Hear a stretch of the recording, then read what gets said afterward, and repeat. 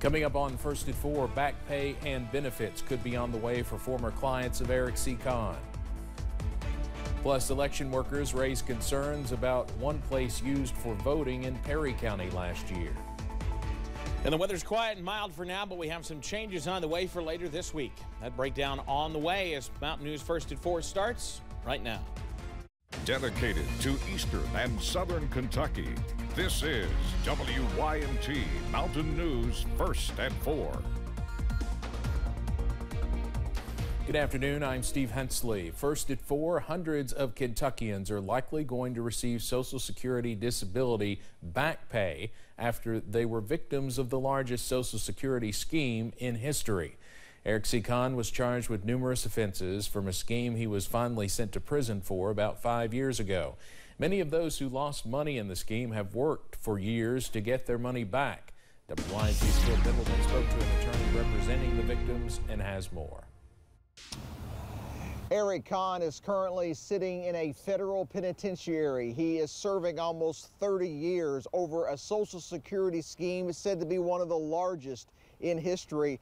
$550 million built from hundreds of clients, and now finally some good news that apparently those benefits, at least some of those, are going to be restored. The settlement agreement we reached was finalized yesterday. Basically says that these 500 people can regain their benefits immediately. He calls it a historic agreement with the Social Security Administration, years after what was called the largest Social Security scheme in history. Eric Kahn, elected officials, and others were involved with scheming $550 million from unsuspecting disability clients. Pellersdorf says he spent a half dozen years litigating the settlement. We argued it's fundamentally unfair. The hearings that caused them to lose their benefits were declared unconstitutional.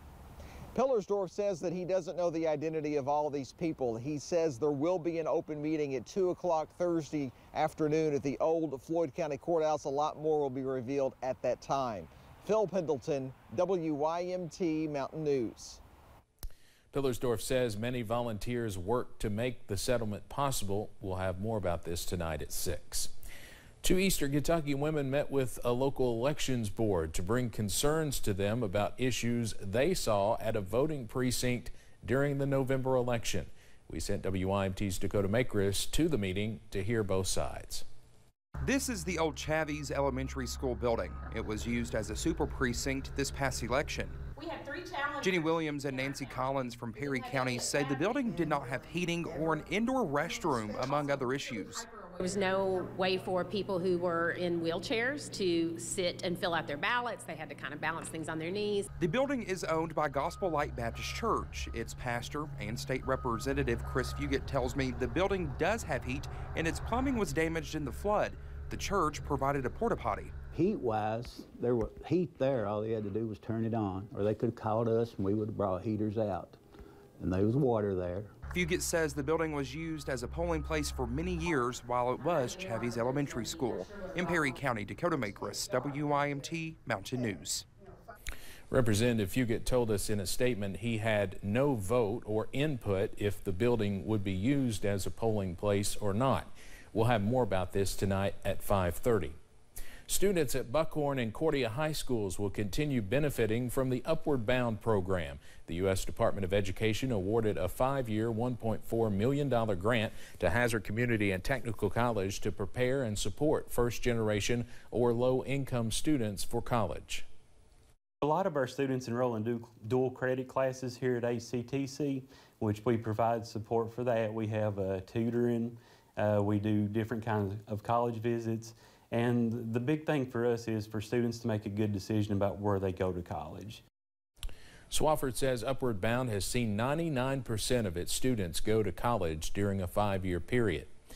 The Harlan County Sheriff's Office is investigating a situation involving a driver of a U-Haul truck that tried to pick up a 13-year-old girl at a bus stop yesterday morning.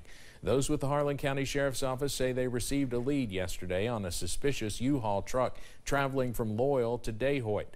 Upon further investigation, they learned the truck had stopped at a Dehoyt bus stop where a young girl was waiting for a school bus.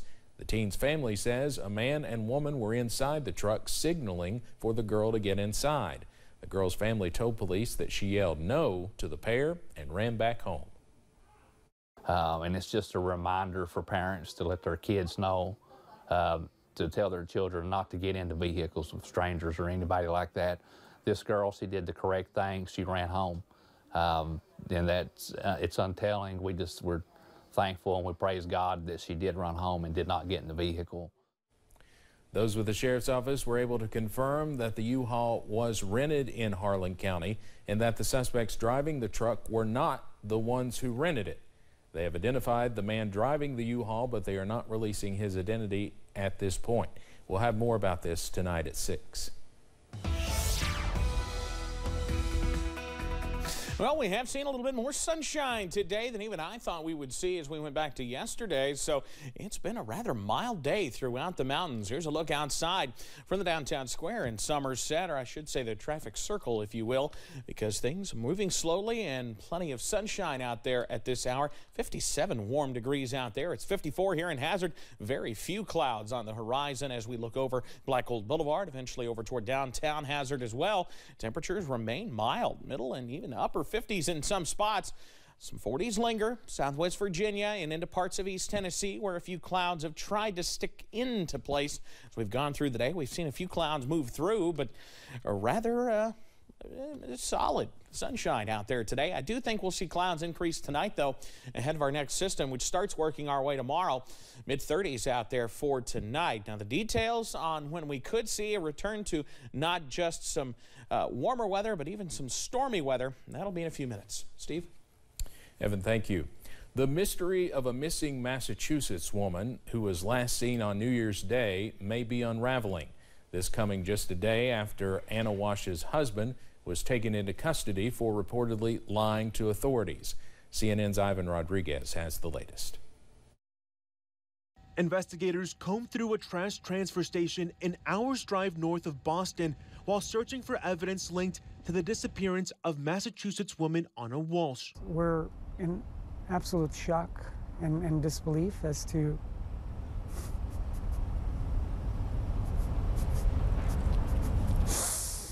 Investigators say a bloody knife has been found in the basement of Walsh's home. Her husband, Brian Walsh, has been taken into custody and charged with misleading investigators. These various statements caused a delay in the investigation to the point that during the time frame when he didn't report his wife and gave various statements, that allowed him time to either clean up evidence, dispose of evidence. Court documents revealing Brian Walsh was caught on Home Depot surveillance video wearing a surgical mask, gloves, and used cash when purchasing $450 worth of cleaning supplies in the hours after his wife went missing.